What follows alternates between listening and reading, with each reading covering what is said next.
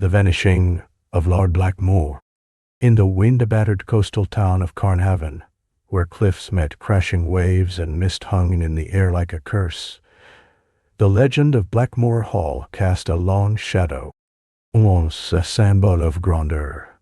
The sprawling manor now stood derelict, its ivy-clad towers clawing at the sky.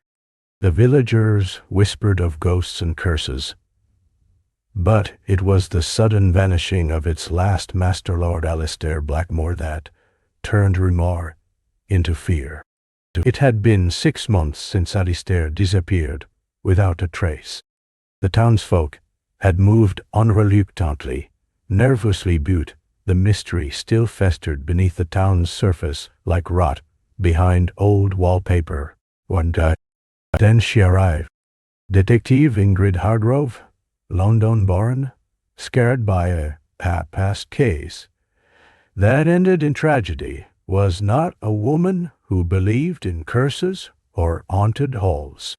But she did believe in answers. She stepped off a salt-stained bus, trench coat fluttering in the wind, and took in the scene before her. Carnhaven was beautiful. Yes, but it had the brittle beauty of broken glass. Something about this place wasn't right.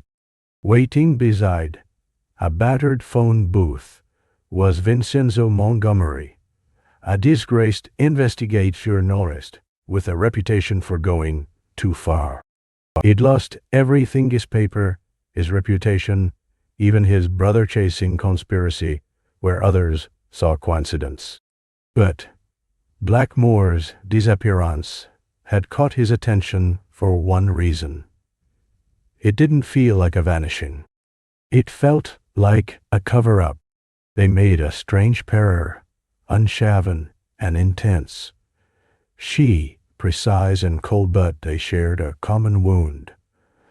Failure. And both were here to make things right. Their first stop was Lady Isabella Blackmoor, the missing lord's widow. On sa dazzling socialite, Isabella now wore sorrow-like, perfumetic, and cloying. "My husband was a troubled man," she said, her voice trembling just a touch too perfectly. "But he loved Carnhaven. He would never have left," she claimed. "Ignorance?" But Ingrid's trained eye caught the way Isabella's hand flinched when Alistair's name was spoken. Ali? A memory? Perhaps both. The investigation deepened. They spoke to Dr. Corwin, the local physician who'd treated Alistair for a mysterious illness never recorded. To Eliza Darren, the innkeeper's daughter, who'd seen Lord Blackmoor arguing violently with a man in a naval coat the night before he vanished. And then there was the town priest, Father Henley, who hinted at a sin too great to name and warned them not to dig into things best left buried. But dig they did. Ingrid found Alistair's journals hidden in the manor's boarded-up study. The pages revealed paranoid rumblings of being watched, followed. He wrote of a vault beneath the manor, a place sealed generations ago, where the Blackmoor legacy had been locked away to protect the town. Vincenzo, meanwhile, uncovered financial ledgers that hinted at blackmail.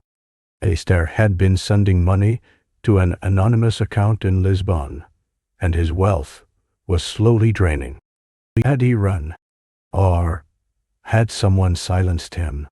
Then, just as they began to connect the threads, a fire broke out in the local archive. Edda's town records destroyed.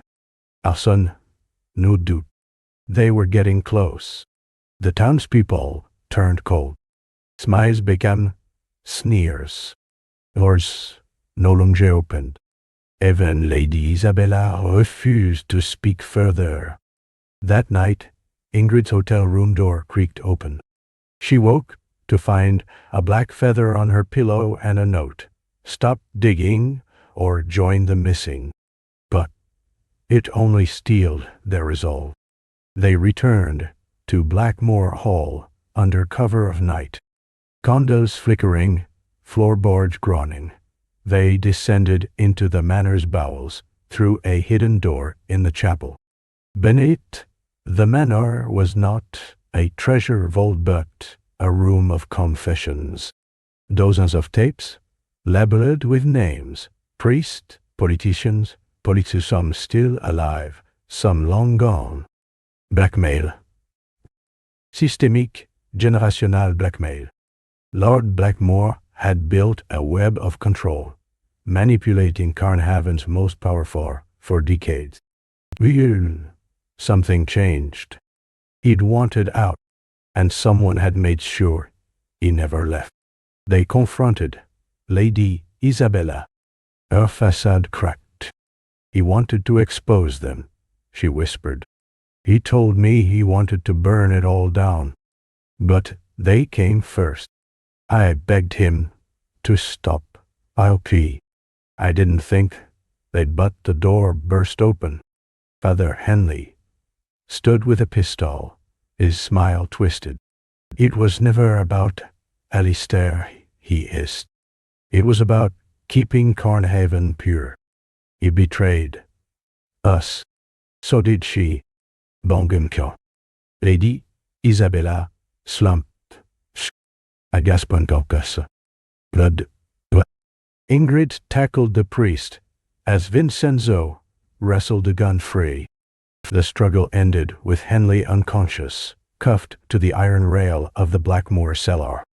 The truth was out. The police descended. Investigations were launched. Lord Blackmoor's body, at last, was recovered buried beneath the chapel floor. Carnhaven was never the same. On the last morning, as the mist cleared for the first time in days, Ingrid and Vincenzo stood at the edge of the cliff, Blackmoor Hall behind them, gutted by fire. We uncovered the truth, Vincenzo said, watching the sea. Ingrid nodded. But it doesn't feel like a victory. No, he agreed. Just survival. They didn't speak again as they walked down the hill together, wounded but whole, leaving behind the ghosts of Carnhaven and stepping into the uncertain future. The vanishing of Lord Blackmoor was no longer a mystery. It was a warning, a reckoning, and in its wake, two damaged souls found not peace but purpose.